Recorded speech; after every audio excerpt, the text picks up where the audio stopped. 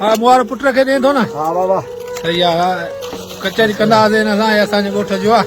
अब 1200 ॾे वाले हो हर रोज खपाईंदो आहे छोला।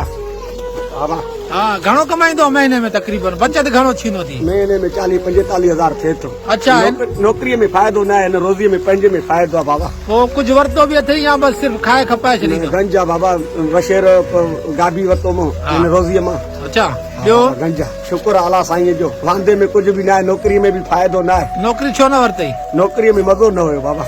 पंहिंजे धंधे में बिल्कुल रोज़ी गंजा 1500-1200 डेली आहे बाबा। अच्छा वछेर वरितई? हाँ बाबा हिमल वरितो कल। घणे में मिली वई वछेर? 45,050 खाई वियो वशे। हाँ ये छोलनि मूं वरिती जेको खपाईंदो? बाबा छोलनि मां। ये जेको चवंदा आहिनि बेरोज़गारी आहे ईअं वांदो घुमंदा आहिनि उनखे छा चवंदा आहिनि? रोज़ी इहो मिड़ई पंहिंजे बेहयाई जे लाइ रोज़ी नथा कनि बाबा। घर वारनि जे लाइ ॾमर कयूं वेठा आहिनि।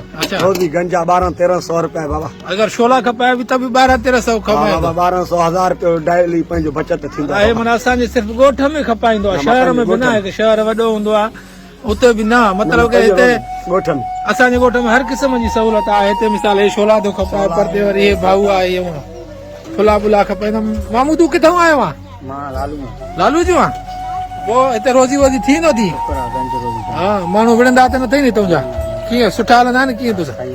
हाँ सही आहे। लालू जो आहे फुला बुला खपाईंदो आहे। मिड़े नंढड़ा जेके ॿार आहिनि उन्हनि जे लाइ दिलवेंदर बि हे हो रोज़ी भी करे तो मन करण वारे जे लाइ आहे मन रोज़ी।